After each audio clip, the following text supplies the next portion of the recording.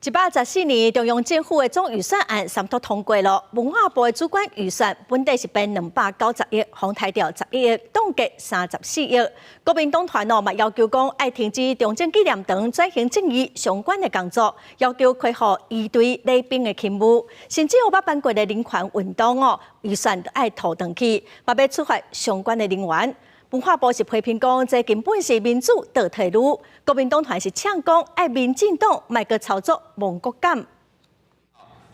114年度中央政府总预算1三读通过，文化部主管预算原来编列新台票290亿，经过初步计算，总共删除11亿，总计34亿。文化部长李万认为，无合理煽动是轻视台湾文化发展。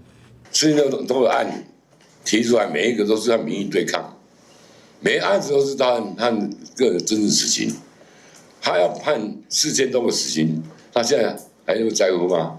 对国民党团提函要求停止中正纪念堂转型正义相关工作，要求伊对内阁内底，搁要对回人权活动款项对相关人员进行定处。文化部批评是民主倒退路，表达深切的遗憾。什么政府要被瘫痪啦，国家要关门啦，甚至说国家要亡了，民主倒车啦。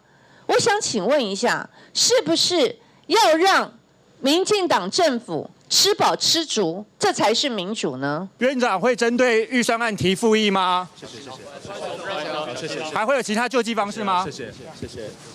院长是不是要在内心努力？谢谢。杜荣泰一表示，因为各部会业务费做到删减冻结比例悬，恐惊影响中小微企业多元进行，到达区域暨南计划等。另外，后续救济行为，行政院表示提出复议也是选项之一。